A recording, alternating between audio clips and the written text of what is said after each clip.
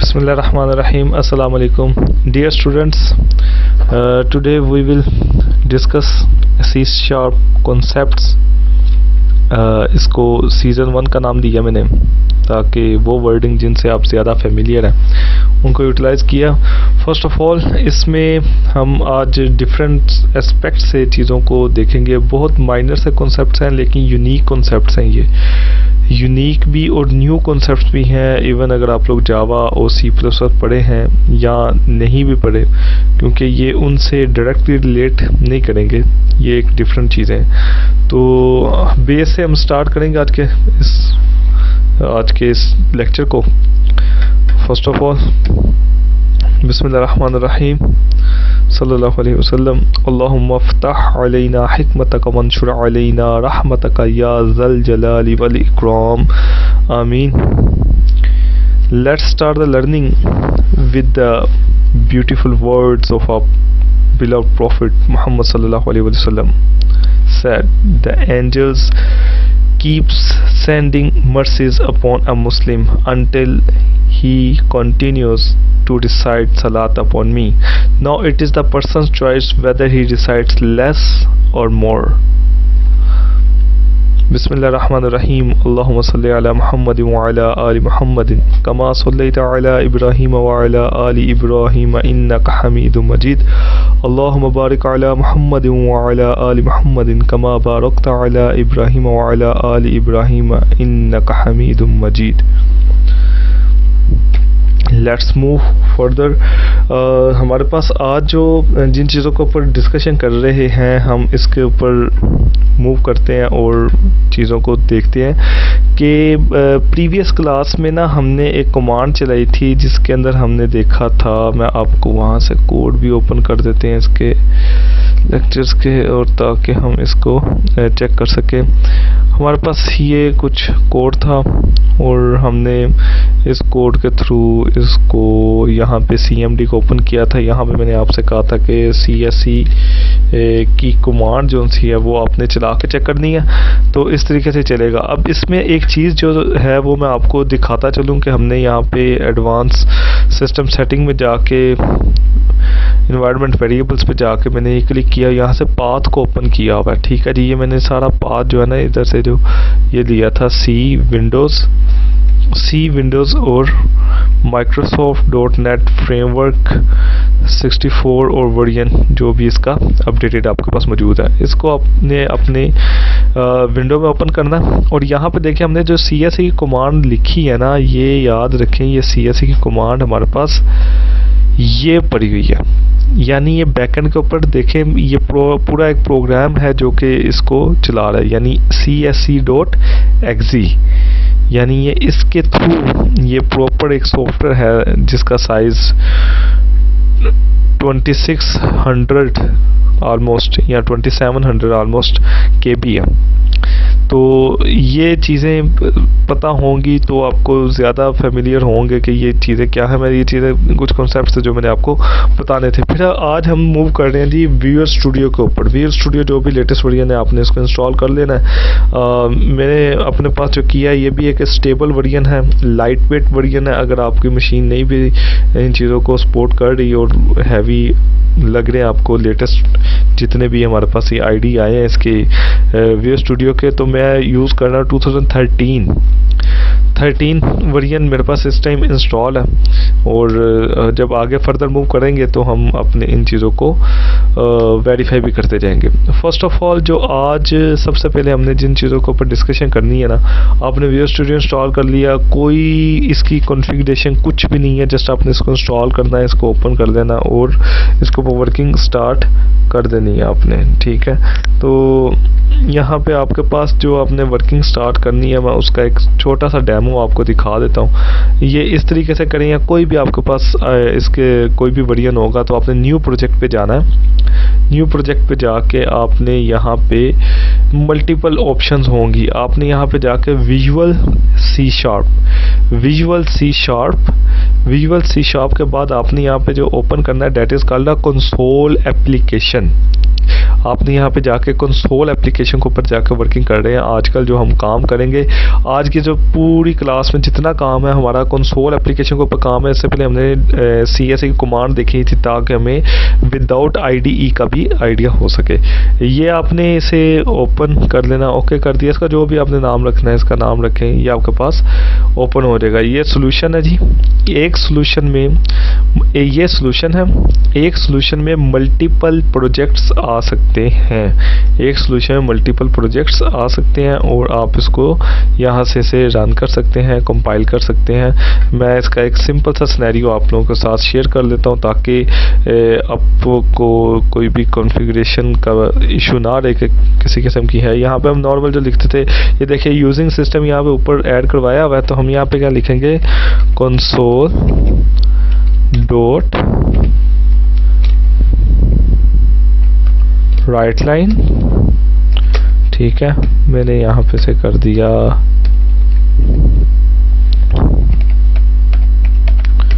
Welcome, मैंने यहाँ पे लिखा। और यहाँ पे मैं आगे लिख रहा हूँ कंसोल डॉट रीड की, डन।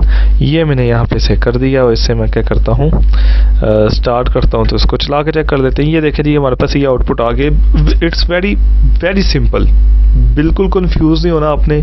ये माइक्रोसॉफ्ट की लैंग्वेज है C#, तो समझ लें कि इससे इजी आपको शायद जब इसका कोर्स इंशाल्लाह कंप्लीट होगा शायद ही कोई और लैंग्वेज आपको ज़्यादा इजी लगे। ये बहुत ज़्यादा मज़े की लैंग्वेज है, इसमें एंजॉय करेंगे इसमें आप।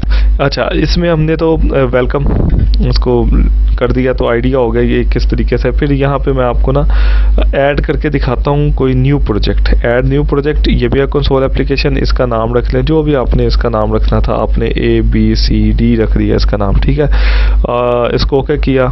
ये देखें हमारे पास ये दूसरा प्रोजेक्ट है, ये हाईलाइटेड है, ये हाईलाइटेड नहीं है। तो इसका मतलब जब भी आप यहाँ से स्टार्ट करेंगे तो चलेगा कौन सा, ये।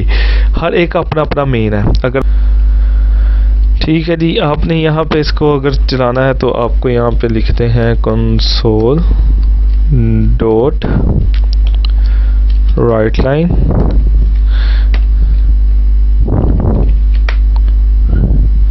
इसको मैं कह देता हूँ एन अदर।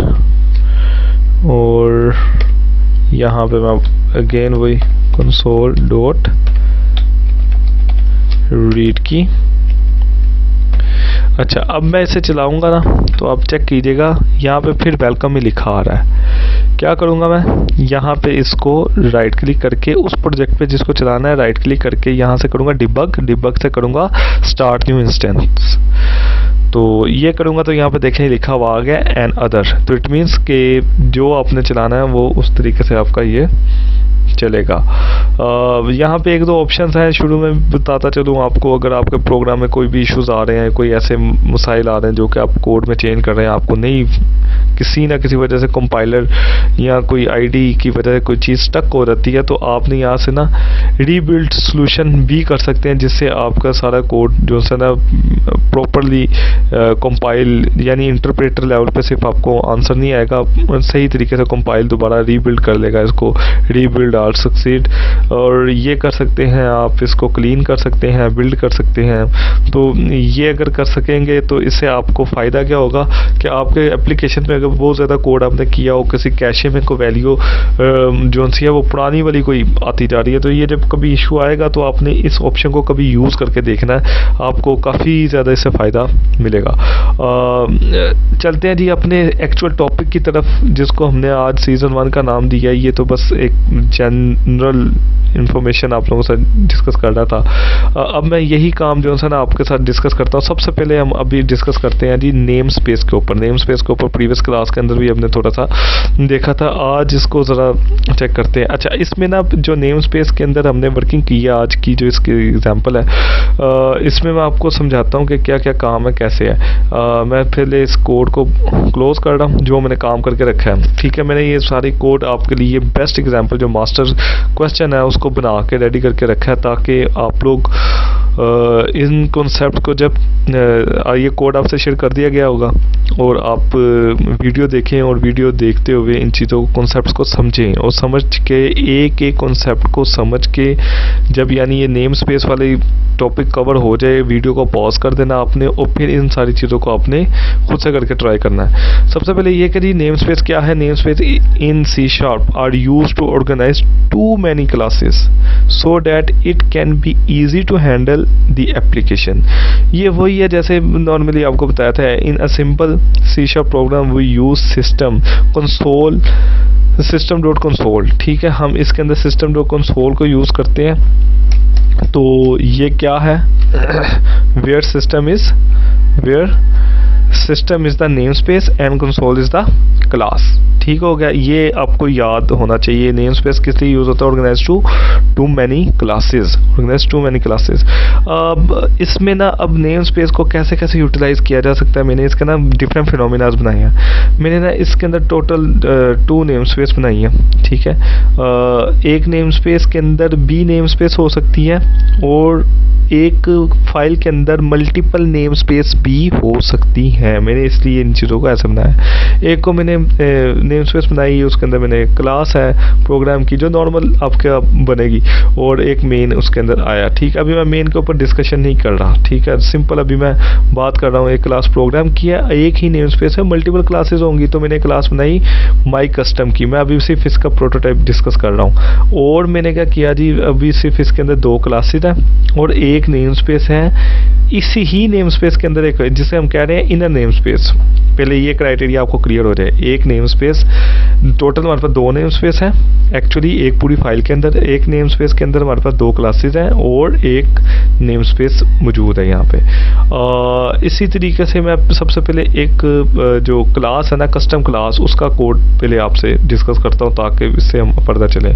मैंने इसके अंदर सिंपल क्या किया जी, एक सिंपल एक कंस्ट्रक्टर बनाया जो नाम था क्लास का। कंस्ट्रक्टर के बारे में थोड़ा सा डिफाइन कर देता हूँ, जो प्रोग्रामिंग चल रही है तो बस जस्ट 1-2 लाइंस के अंदर बताते हो। कंस्ट्रक्टर क्या जी, it is the special type of member function.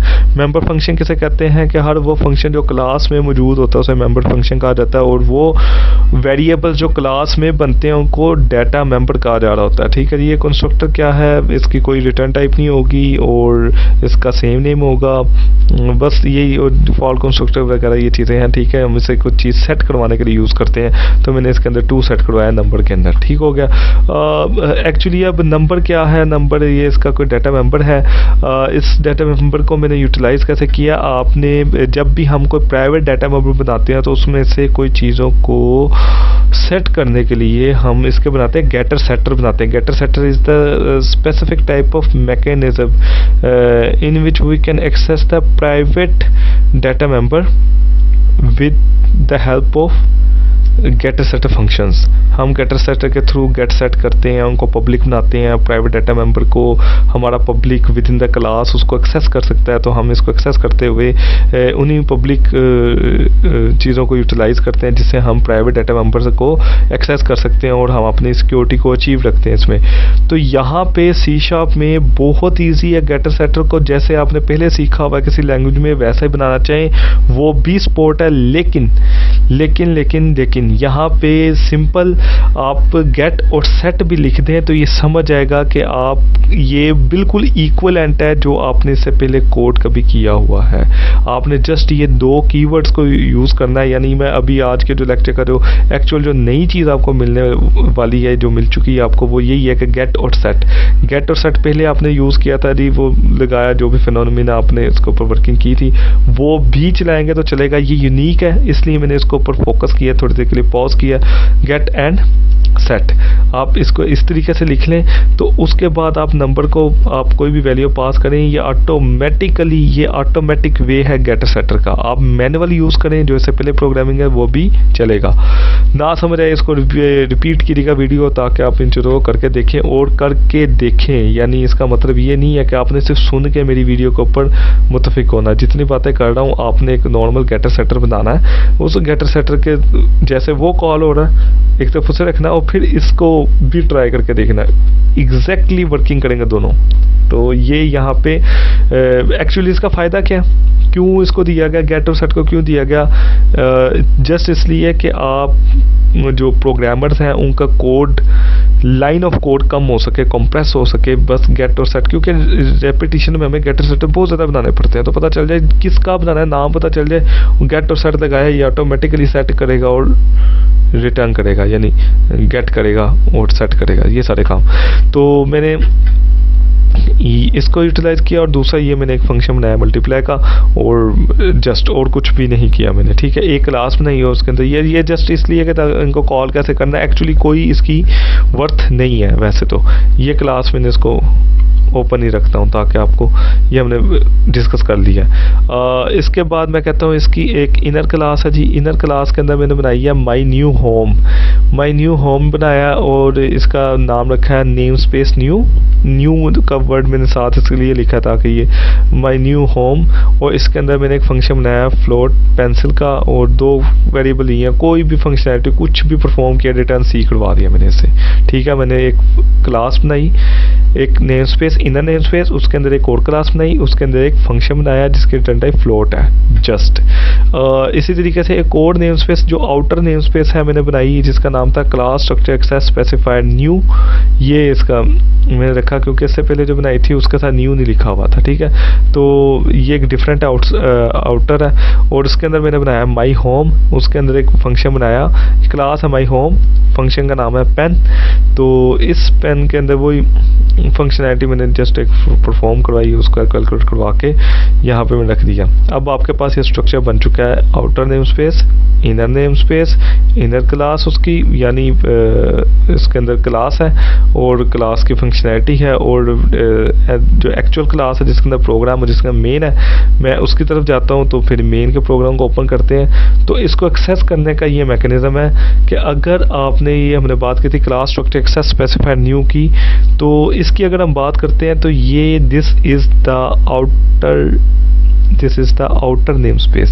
ये देखें, ये आउटर नेम स्पेस है। इसके साथ हमें क्या करना पड़ेगा, डॉट लगाएंगे, माई होम करेंगे। अगर आप ये काम नहीं करना चाहते, मैंने ऊपर कमेंट किया हुआ है, आप यूजिंग का कीवर्ड यूज़ करेंगे, इसको हटा देंगे, तो ये यहाँ पर डॉट लगाए बगैर आप माई होम से इसका ऑब्जेक्ट बना सकते हैं। अब मैंने ऑब्जेक्ट बनाया इसका एच, और माई कस्टम क्लास का ऑब्जेक्ट बनाते हुए मैंने कोई डॉट नहीं लगाया, क्योंकि ये तो इस ही नेम स्पेस की दूसरी क्लास है, my custom class, that's why. Okay, इसके बाद मैं अब बात करता हूँ माई न्यू होम की।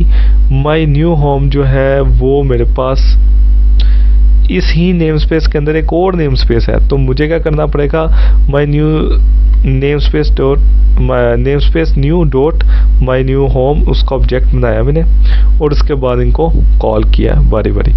अभी आपके ज़हनों में चंद क्वेश्चंस आ रहे होंगे, और ये क्वेश्चन सिर्फ उन्हीं के आ रहे होंगे जिनको समझ आ रही है। अगर तो आपके ज़हनों में कोई क्वेश्चन अभी नहीं आ रहे, इट मीन्स आप इस चीज़ को यहीं पे पॉज करें और दोबारा सुने, इन चीज़ों को सुने, अटेंटिवली सुने, बाकी चीज़ों पर तवज्जो उठाएं, पेपर पेंसिल पकड़ के इन चीज़ों को लिख के, जो पॉइंट्स मैं आपको बता रहा हूँ, लिखें इसको प्रॉपरली, इस कोड को एक दफ़ा लिखें और फिर इसको समझें। और फिर अगर आपके ज़हनों में कुछ क्वेश्चन आ रहे हैं तो ये इस चीज़ का मेरा आंसर है कि वाकई आपको समझ आ रही है। अब जिनके ज़हनों में जो क्वेश्चन आ रहे हैं उनकी नौयत क्या होगी, उनकी नौयत ये होगी, उनके ज़हनों में जो क्वेश्चन आ रहे हैं, these are called the use cases. आपने अब कंपाइलर ओपन करना है, जितना ये मैंने काम समझाया है, पहले तो इसको एज इट इज़ करना है, बिल्कुल एज इट इज़ करना है, आपने खुद कोड करना है। एक तो कोड आपको मिला हुआ है, उसको सिर्फ चलाना नहीं है, इसको खुद कोड करना है, बेसिक देख के करें आप।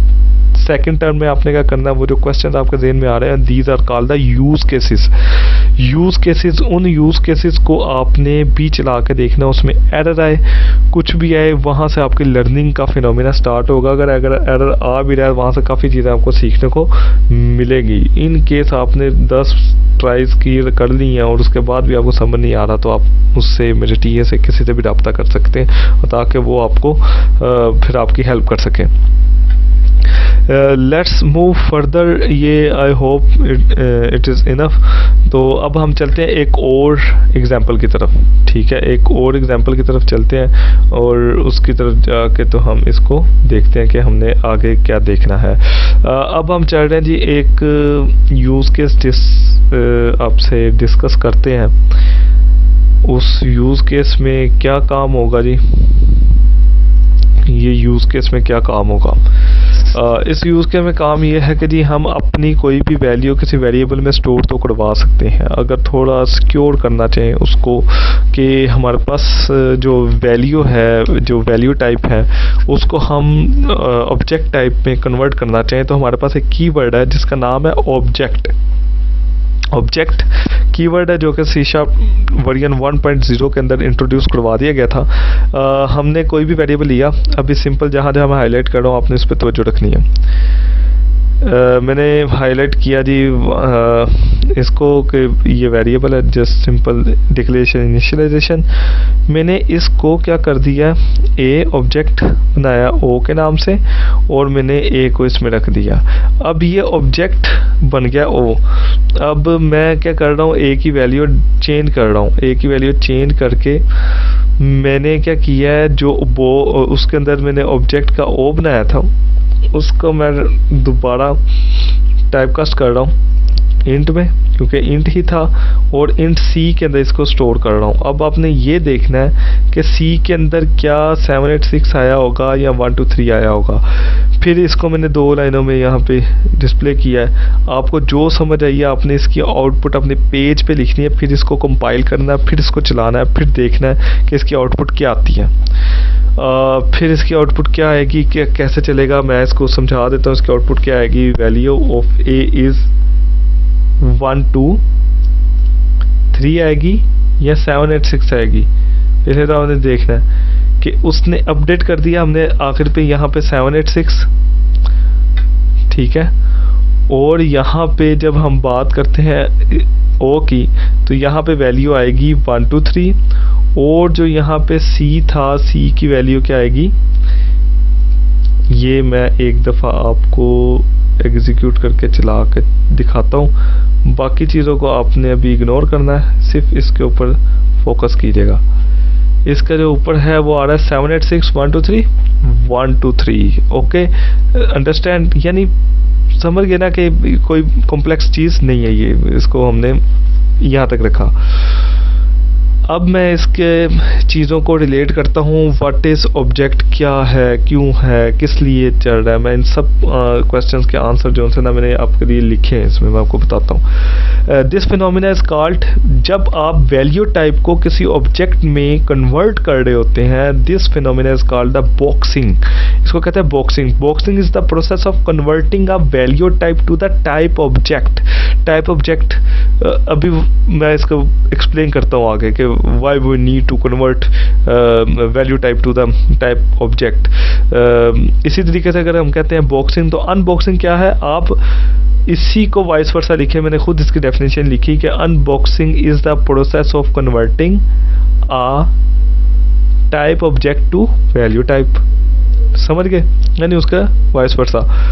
अब हम बात करते हैं जी boxing. Unboxing are specifically used to treat value type objects as reference type, moving their actual value to the managed heap and accessing their value by reference.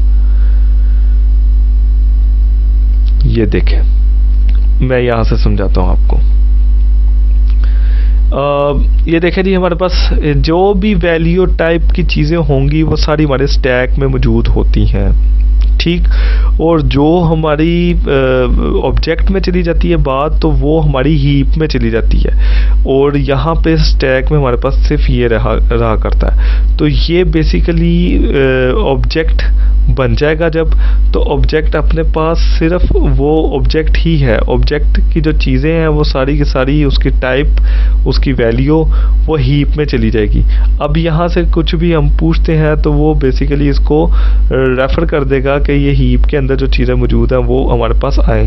अगर आपने, यानी हम इसमें सम हाउ कुछ सिक्योरिटी पर्पसेस के लिए कि अपनी वैल्यू टाइप में कि डायरेक्टली कभी हम डाटा सेंड रिसीव कर रहे हो किसी एप्लीकेशन के अंदर, अगर उसको ऑब्जेक्ट बना देंगे तो डायरेक्ट उस ऑब्जेक्ट को एक्सेस उस तरीके से पॉसिबल नहीं है जिस तरीके से हमने ये किया।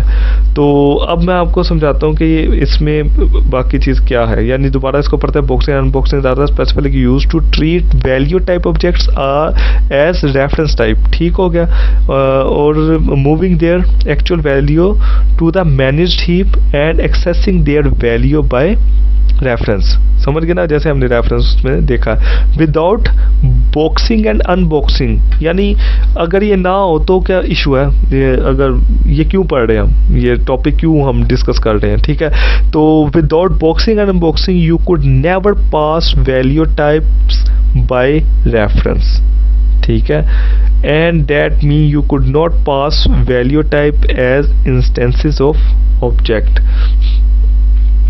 दोबारा इस चीज़ को रिपीट करता हूँ ताकि आपको मज़ीद क्लियर हो। Without boxing and unboxing you could never pass value types by reference. यानी आप वैल्यू टाइप हमेशा वैल्यू टाइप ही रहेगा, आप उसको एज ए रेफरेंस यूज़ नहीं कर सकेंगे। यहाँ पे आप एज ए रेफरेंस यूज़ कर रहे हैं और से रेफरेंस यूज़ करने से आपका स्टैक हीप में जा रहा है और हम अपनी वैल्यूज़ को सिक्योर कर सकते हैं। इसके लिए आपको मैं मज़ीद एलैबोरेट करता हूँ। Boxing and unboxing enables a unified view.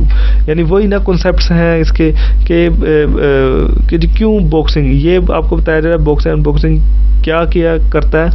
How, ये हाउ का प्रोसीजर है, ये व्हाट का प्रोसीजर है, एंड ये वाई का आंसर है आपके। व्हाट, हाउ एंड वाई, अगर ये चीज़ समझ आ रही है आपको तो इट मीन्स आपका कॉन्सेप्ट क्लियर होता जा रहा है। Boxing and unboxing enables a unified view. यानी ये क्या करता है, यूनिफाइड व्यू देता है of the type system wherein a value of any type can ultimately be treated as an object. मतलब ये कि आप इस चीज़ से आज़ाद हो जाते हैं कि उसकी टाइप क्या है, स्ट्रिंग है, इंट है, फ्लोट है, क्या चीज़ है, उसकी टाइप सिस्टम में से आज़ाद होकर उसको ऑब्जेक्ट बना दें। लेकिन जब आपने उसको बॉक्स कर दिया, अब आप वो अगर आप चाहते हैं कि हमने सिर्फ ऑब्जेक्ट्स के साथ ट्रीट करना है तो वो आपका ऑब्जेक्ट बनेगा, चाहे कुछ भी हो। आप जैसे ऑब्जेक्ट के साथ ट्रीट करते हैं वैसे ही ट्रीट करेंगे, जैसे एक क्लास का ऑब्जेक्ट आपके पास मौजूद होता है। तो इसी तरीके से अगर उसको दोबारा उस तरफ लेके आना वापस उसी हालत में, तो ये कंपल्सरी है कि आपको उसकी टाइप कास्टिंग का पता हो और वापस आपने ऑब्जेक्ट से अनबॉक्सिंग करते हुए, अगर इंट था तो इंट में, फ्लोट था तो फ्लोट में, डबल था तो डबल में, स्ट्रिंग था तो स्ट्रिंग में आएगा। डन। तो इस चीज़ को समझाने के लिए ना मैं एक छोटी सी एग्जांपल और दी है ताकि ये चीज़ें बिल्कुल क्लियर हो जाए। देखा मैंने डबल के अंदर ई के अंदर कोई वैल्यू मैंने खुद ही सेव कराई रैंडम, जो आपसे बटन प्रेस हो न्यूमेरिक में डॉट लगा के वो कर दीजिएगा। उसके बाद मैंने क्या किया, डी की वैल्यू में, डी में मैंने ई की वैल्यू सेव करवाई। मतलब क्या हुआ, यही वैल्यू आ गई। अब मैंने क्या बनाया, ऑब्जेक्ट 1, ऑब्जेक्ट 2, O1 O2 बना लिया।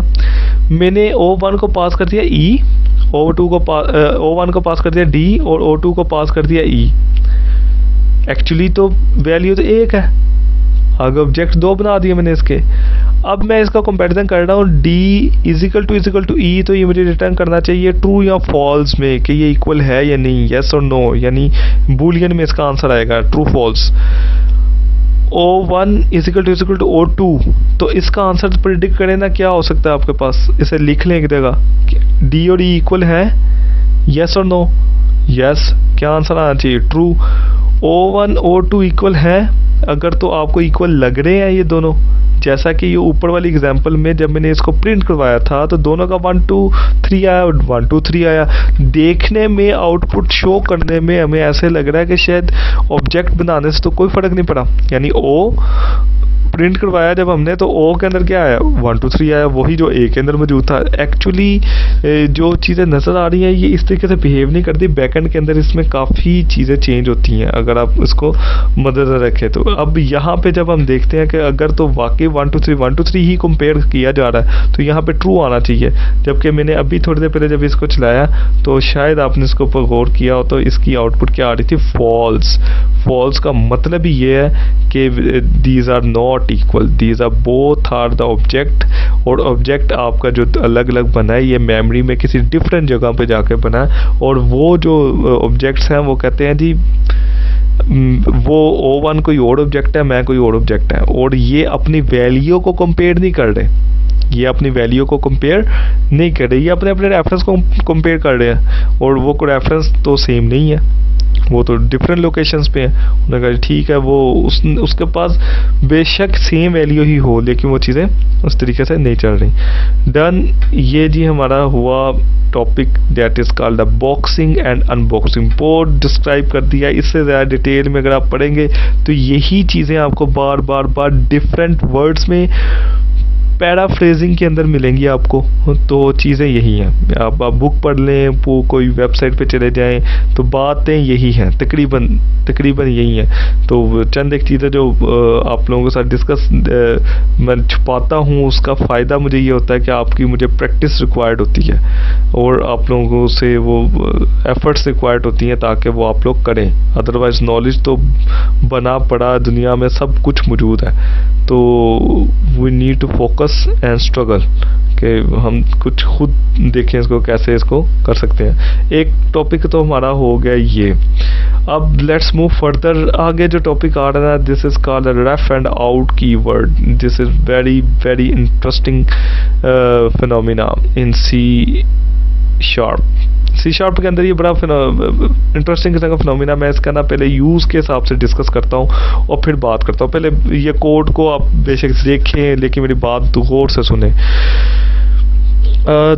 ये दो भाई हैं जी, एक भाई का नाम है आउट, एक का नाम है रेफ। इनको जो दोनों भाई हैं इन दोनों को बाज़ार भेजा जा रहा है और इनको कहा जा रहा है कि आप दोनों ने कुछ चीज़ें बाय करके लेके आनी। बाय करके लेके आनी है या आपने जब बाहर निकलना है तो खुद ही इसको आपने जो चीज़ें लेके आनी है आपने खुद ही अर्निंग करनी है और खुद ही बाय करनी है और खुद ही लेके आनी। इससे पहले जब यही दोनों भाई छोटे थे तो हम करते क्या थे, इनको पैसे देते थे, इनको कहते थे जाए चीज़ें ले आए, तो वो ले आते थे। लेकिन अब फिनोमिना डिफरेंट है। अब कहा जा रहा है चीज़ें ही लेके आनी है लेकिन अर्निंग खुद ही कर रहे, और लेकिन आपने ये चीज़ें जो भी है वो कुछ ना कुछ लेके आनी। अब आप इस चीज़ को समझें कि हमारे पास अब फंक्शन के अंदर जब भी फंक्शन कॉल किया जाता है, जो मैंने एग्जांपल दी है उसको मैप करने लगा हूँ मैं। जब भी फंक्शन कॉल किया जाता है हमें उसको वैल्यूज़ पास करनी पड़ती हैं।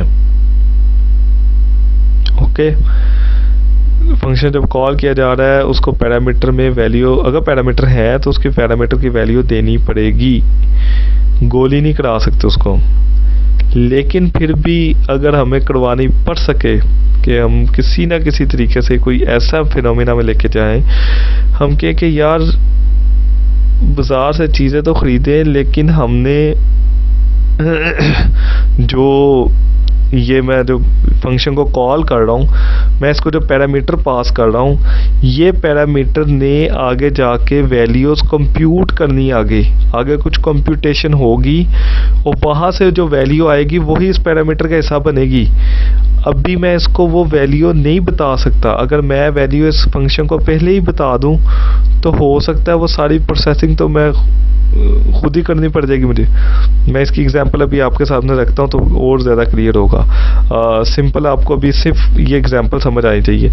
आउट क्या कर रहा है, आउट इसके अंदर ये काम कर रहा है कि आपने अपना जो डिस्कस किया हमने यहाँ पे, आउट ये करेगा कि आपको जो भी चीज़ें हैं वो बाद में मिलेंगी। यानी हम जब इसे बाज़ार भेज रहे हैं, दोनों भाई में से जो एक भाई है इसका नाम जो आउट है ना, इसको कह रहे हैं भाई आपको अभी कुछ भी नहीं हम पास कर रहे हैं। फंक्शन को जब हम आउट पास करते हैं तो वैल्यू पास नहीं करते, लिख लें इसे, ये चीज़ें मैं ऐप करूँगा मैं। तो इसी तरीके से जो इसका दूसरा भाई है रेफ, ये ज़रा थोड़ा सा ना कॉन्शियस है।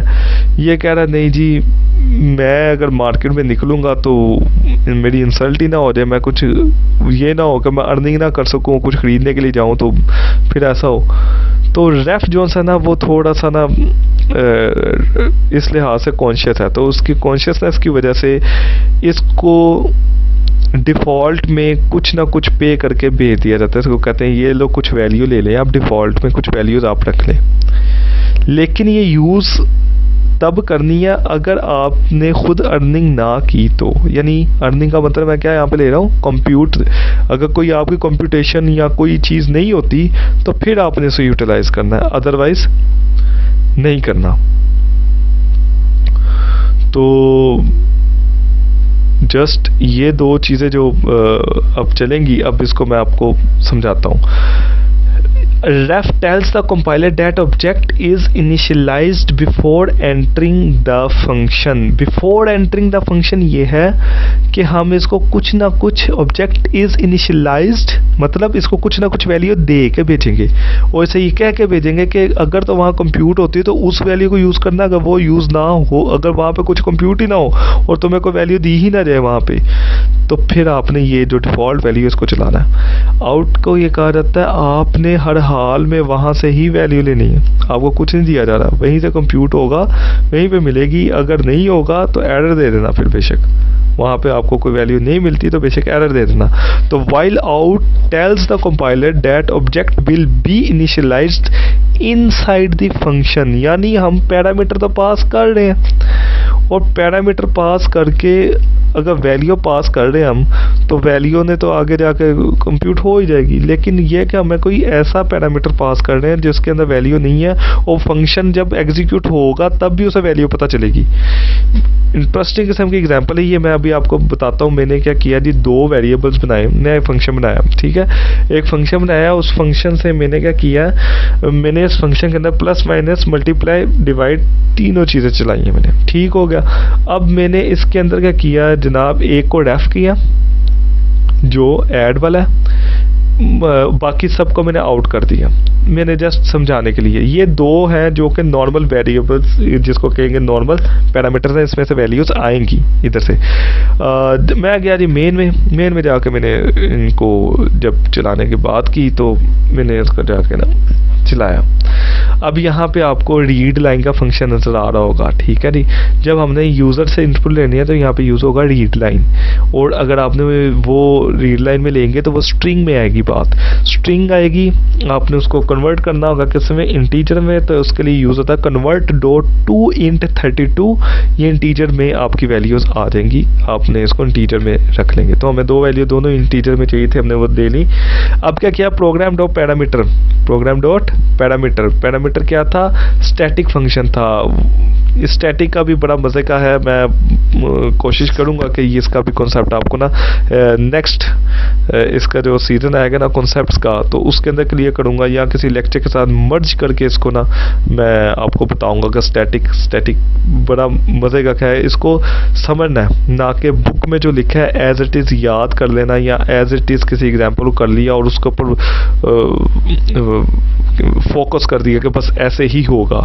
उसके ऊपर प्रॉपर हम डिस्कशंस करेंगे, प्रॉपर काम करेंगे कि क्यों क्या कैसे होगा ये काम सारा, ठीक है। अच्छा, अब नॉर्मली मैं बात कर देता हूँ, तो हमने इसे स्टैटिक किया, स्टैटिक करके हमने इसको पैरामीटर को लगाया। तो जब हम इसको स्टैटिक कर लेते हैं तो इसके पैरामीटर मतलब ये कि इसकी क्लास का ऑब्जेक्ट बनाए बगैर उसके क्लास का नाम डॉट लगा के हम उसका फंक्शन का नाम लिख के उसको कॉल कर रहे हैं। कॉल करते हुए ये दो वैल्यूज तो हमें इनपुट में आ रही हैं, बाकी चार वैल्यू नहीं आ रही, ऐड, सब्ट्रैक्शन, मल्टीप्लाई, डिवीजन।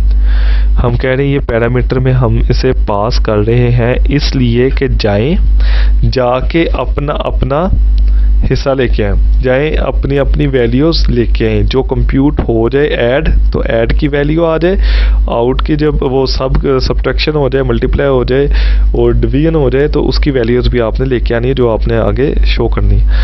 रेफ ने क्या किया जनाब, यहाँ पे रेफ की डेफिनेशन हमने कहा था कुछ ना कुछ वैल्यू होगी। ये देखें जो चीज़ यहाँ पे ऐड में है ना, ऐड के वेरिएबल में मैंने 2 रख दिया इसके अंदर। मैंने कहा कुछ हो या ना हो 2 तो होगा, आपको कुछ ऐड करे या ना करे। यानी 2 वैल्यूज़ मैंने दी, मैंने 5 और 6 दिया, 11 आना चाहिए, ये 11 आएगा तो यहाँ पे 2 नहीं आएगा। और अगर मैं इसे कमेंट कर दूंगा यहाँ पे इसे कमेंट कर दूंगा तो कोई एरर भी नहीं आएगा। ठीक हो गया, तो फिर क्या होगा, ये एज इट इज़ चलेगा। ठीक है, तो फिर 2 आ जाएगा इसके अंदर क्योंकि बैकएंड से ही आ रहा है। और आउट क्या है, जो यहाँ पे मैंने बात बताई थी, ये सारी चीज़ें कंप्यूटर होकर इन चीज़ों में सेट हो जाएंगी, इनमें सेट हो जाएंगी। ये कोई ग्लोबल वेरिएबल तो नहीं है जी, ये देख लें, ये ग्लोबल वेरिएबल नहीं है, ये मेन के अंदर बने हैं। और अब आप इसको इस तरीके से समझें। जो भी क्वेश्चंस हैं उसको राइट थ्रू करें आप साथ साथ, ताकि वो आप मुझसे पूछ भी सकें, और अगर वो करने वाले हैं तो करके भी ट्राई कर सकें आप उसको। इसी तरीके से फिर मैंने जब इनको कॉल किया तो इसको कॉल करने से इस फंक्शन में वॉइड है, रिटर्न कुछ नहीं हो रहा, वैल्यू सेट हो रही है, इसके पैरामीटर में ही सेट होंगी, उधर से ही जब ये एक दफ़ा एग्जीक्यूट हो जाएगा तो ये चीज़ें सेट हो जाएंगी। But remember these are not the global variables, public class के वेरिएबल्स नहीं है, डाटा मेंबर्स नहीं है, ये बॉल है, लेकिन ये इसकी वजह से चलेंगे। फिर मैंने क्या किया, इसको कंसोल और राइट लाइन के अंदर डिस्प्ले कर दिया। अच्छा, अब ये जो फिनोमिना ना, इसको भी आप बड़े अच्छे से समझ लें, ये फर्स्ट टाइम आप इसको देख रहे होंगे। ये भी सी शार्प का एक फीचर है जिसके अंदर आप अपना फॉर्मेट के थ्रू आप अगर अपनी कोई आउटपुट डिस्प्ले करवाना चाह रहे हैं तो वो करवा सकते हैं। यानी अगर आप ये फिनोमिना ना यूज़ करें तो आपको ना बार बार कॉन्कैटिनेशन का पार्ट यूज़ करना पड़ेगा। कॉन्कैटिनेशन से बचने के लिए हमने क्या किया, यहाँ पे कर्ली ब्रेसेस लगा के ना, यानी जितने वेरिएबल्स आने ना उनको कर्ली ब्रेसेस में डिस्प्ले करना है आपने, कर्ली ब्रेसेस में, और 0 से स्टार्ट करना है, 0 1 2 3 4 5 6 जितना भी हो। तो हमारे पास यहाँ पे टोटल नंबर ऑफ 3 वेरिएबल्स है ना, 1 2 3, तो 2 वेरिएबल्स की वैल्यूज़ आ रही हैं इधर से, num1 और num2।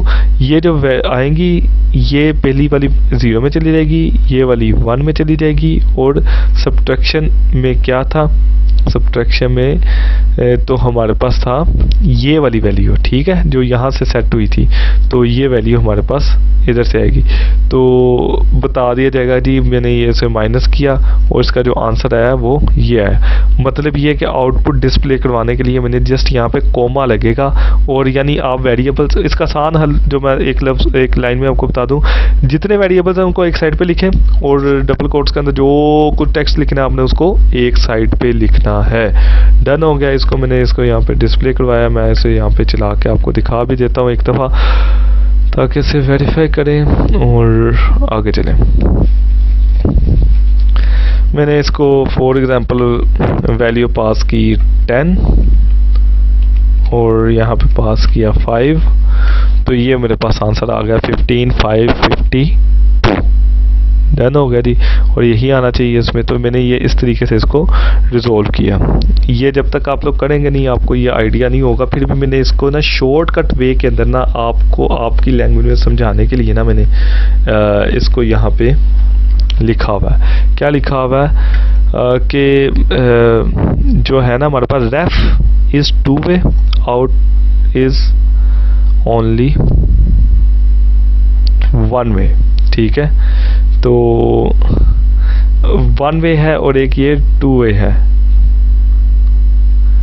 तो इसको इस तरीके से देखें कि रेफ के अंदर ना आपके पास डिफ़ॉल्ट भी देते हैं और उम्मीद भी रखते हैं वहाँ से कंप्यूटर क्या कर 2 वे हो गया ना, और आउट में हमने इसको कुछ भी नहीं दिया और हमने कहा 1 वे ही रहना आपने, यानी उधर से ही कंप्यूट होके आएगी, वो उधर से ही आएगी वैल्यू।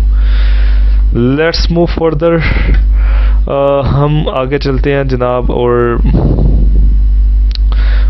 ये भी एक कॉन्सेप्ट है बड़ा मज़े का। इसको भी एक यूज़ केस बनाता हूँ मैं, फिर आपसे डिस्कस करता हूँ मैं। जस्ट फॉर एग्जांपल हम कैलकुलेट BMI कोई कैलकुलेट कर रहे थे, ठीक है, वेट और हाइट हम कैलकुलेट कर रहे थे, उसका तो कोई फार्मूला लगा दिया था।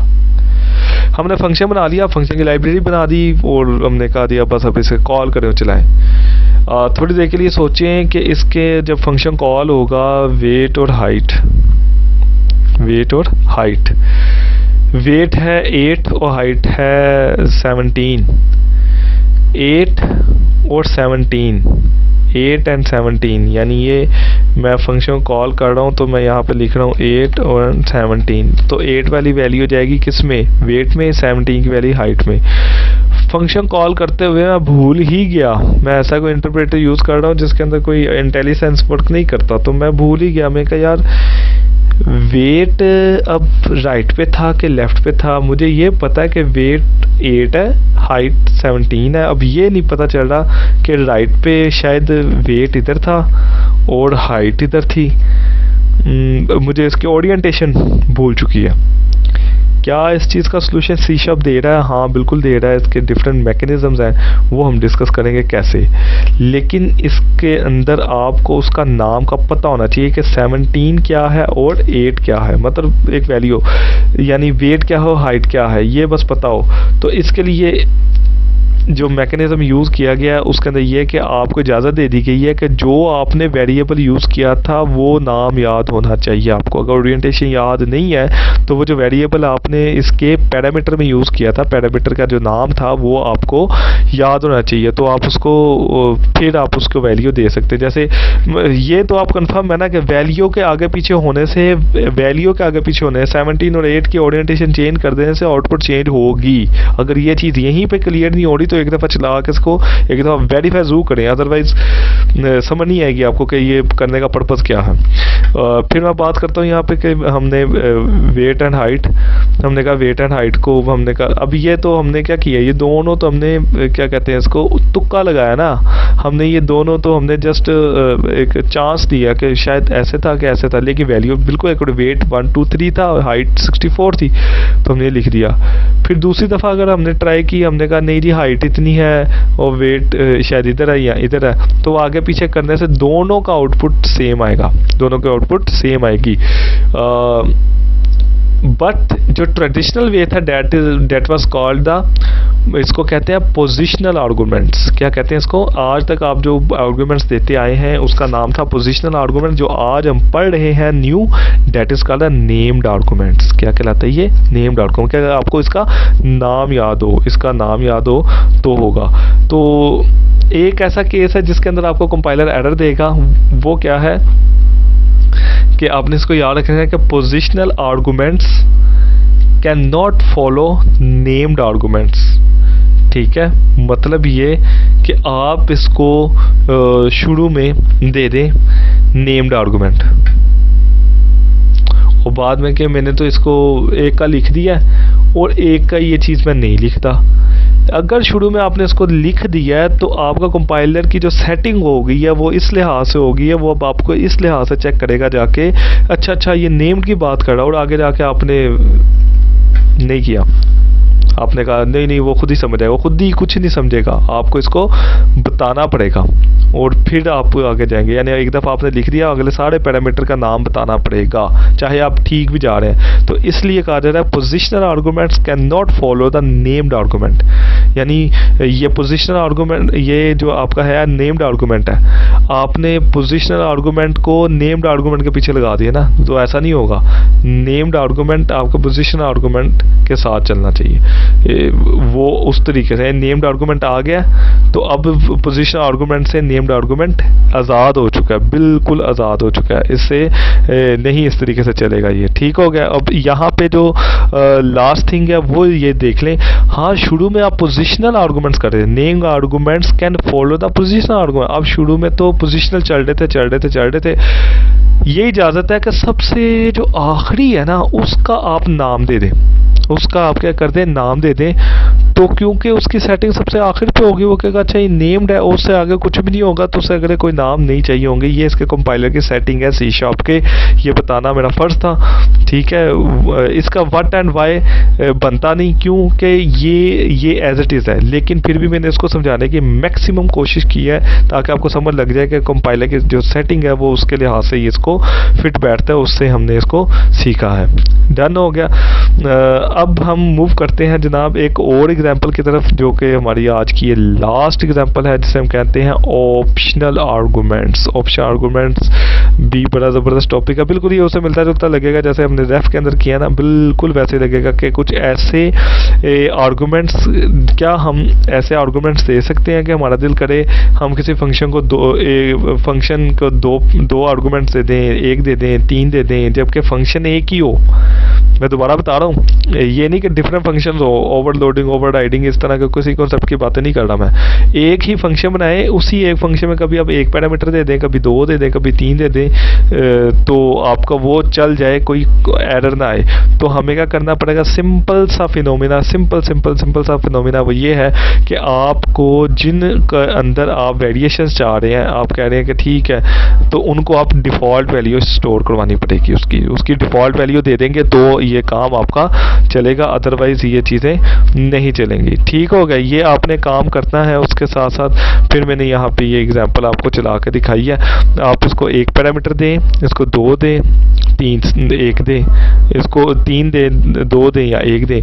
तो इस तरीके से ये इस एग्जांपल को आप अच्छे से समझिएगा और इसको चला के चेक कीजिएगा। ये सारी चीज़ें मैंने यहाँ पे मेंशन की हुई हैं ताकि आप इसको अच्छे से अंडरस्टैंड कर सकें। तो इसकी आउटपुट यहाँ पे ये आ रही है जो मैंने यहाँ पे मेंशन कर दी है। मैं दोबारा इसको एक दफ़ा एक्सप्लेन कर देता हूँ कि this is called the optional arguments. Optional arguments में ऑप्शन सिर्फ इतनी है कि आपने अगर उसकी डिफ़ॉल्ट वैल्यू स्टोर करवा दी है तो डिफ़ॉल्ट वैल्यू स्टोर करवाने की वजह से आपके पास ऑप्शन है कि आप उनको लिखें या ना लिखें। जो डिफ़ॉल्ट होगा वो बैकएंड से वो चल जाएगा, लेकिन जो आप लिखेंगे प्रेफरेंस लिखने वाले की होगी, अदरवाइज़ वो क्या होगा, आपका प्रीवियस वाला चल पड़ेगा। डन। इसकी प्रैक्टिस करें, इसको चलाएं, कोड आपके पास है और स्टार्ट हो जाए। अल्लाह हाफिज़।